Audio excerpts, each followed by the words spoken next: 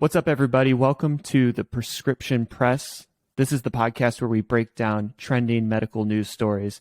I'm your host, Nolan Fisher. We have three interesting news articles to get into today. The first one's about the medical residency match that just took place. The second one is about marathon running and its links to osteoarthritis.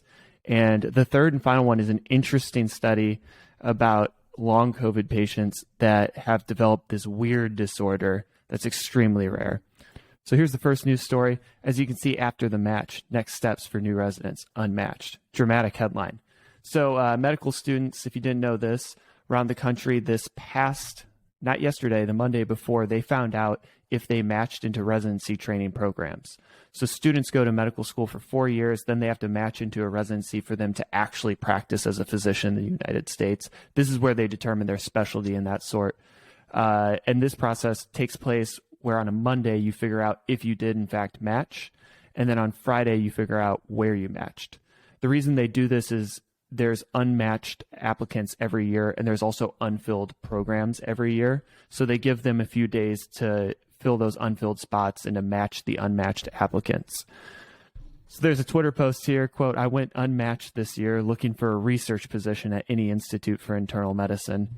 This happens all the time. When people go unmatched, they usually look to bolster their resume. And the best way to bolster your resume in medicine is to do research on a topic that you're interested in that applies to the field that you want to get into."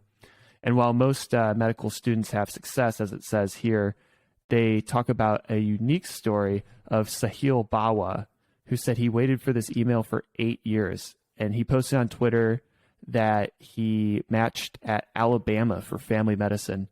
This is a great story, and it's really, really common for medical students that start at universities or practice overseas, and then they try to become physicians in the United States. A lot of times they'll have to apply several times because it's so difficult for them to get into residencies here. He said over the years, he watched his Indian colleagues give up on becoming American doctors, find alternative careers, or resolve to practice in their native country. It creates an interesting scenario, right? Because these people will practice in their native country for 5-10 years sometimes, and then they'll apply to the match over here where they have to go back to their training, even though they've been practicing as a physician in a different country for several years. So overall, there was 48,156 total applicants for the match. And as you can see at this highlighted area, U.S. MD seniors had a match rate of nearly 94%, and U.S. DO seniors had a match rate of nearly 92%. That's pretty good. The reason the MD match is higher percentage than the DO is that most of the smartest, kind of best applicants from undergrad schools going into medical school would choose an MD school over a DO, and so they get a slightly higher rate that way. United States IMGs, this is international medical graduates. These are people that were born in the United States. They didn't get into medical school in the United States, so they went to an international medical school. This is really common for Caribbean medical schools. They matched at 68%, which was an all-time high. And non-US IMGs, these are non-US born students that went to international medical schools at nearly 60%, which is pretty good. I know that those numbers used to be lower. 3 specialties that filled all of their 30 or more available positions were orthopedic surgery, plastic surgery, and radiology. This is because orthopedic surgery and plastic surgery make a lot of money, and radiology, they make good money too, but we'll talk about that a little bit later.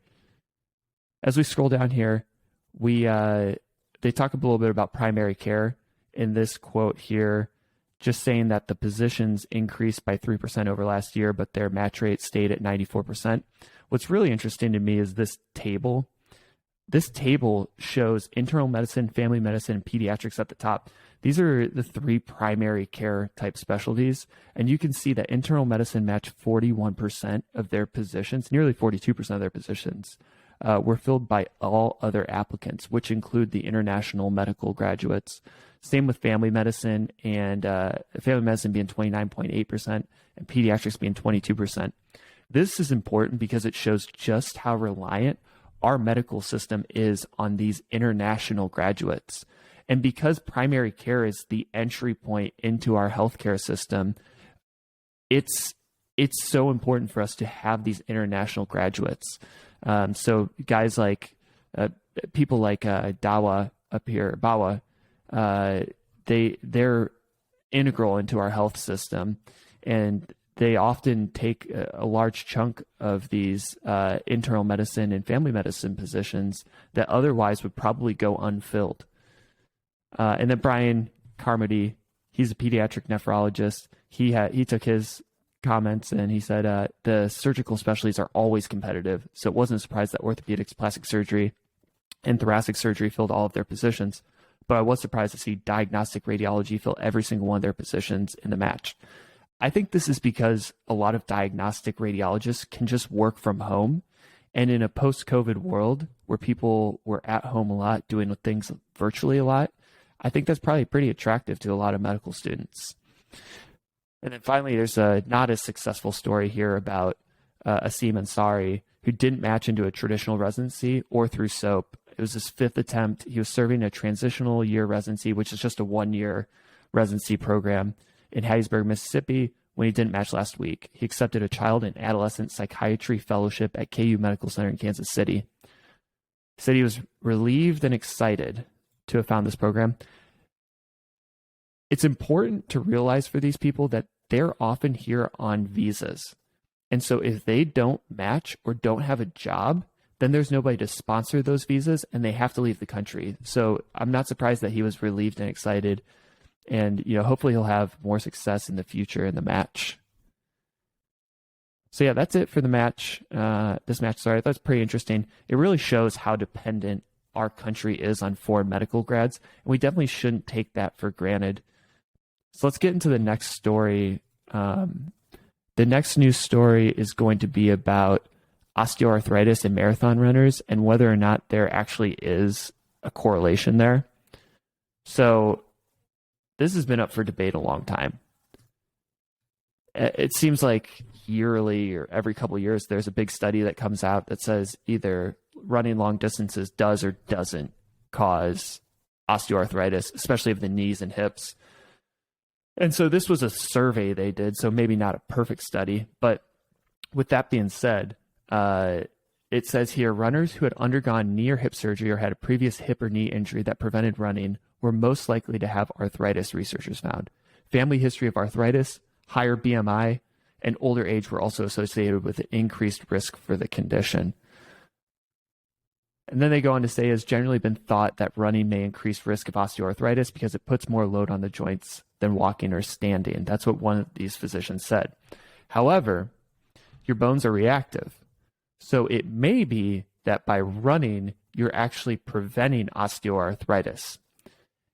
And our bones also need time to heal. So then the argument is if you are running too much, you are doing enough to strengthen those bones, but you're not allowing them enough time to heal.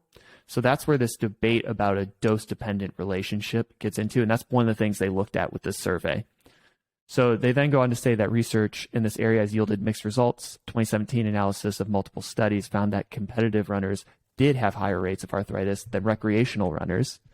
And that may be that they're running more. While another study conducted by Lowe found that runners did not have an increased risk of knee osteoarthritis compared with non-runners.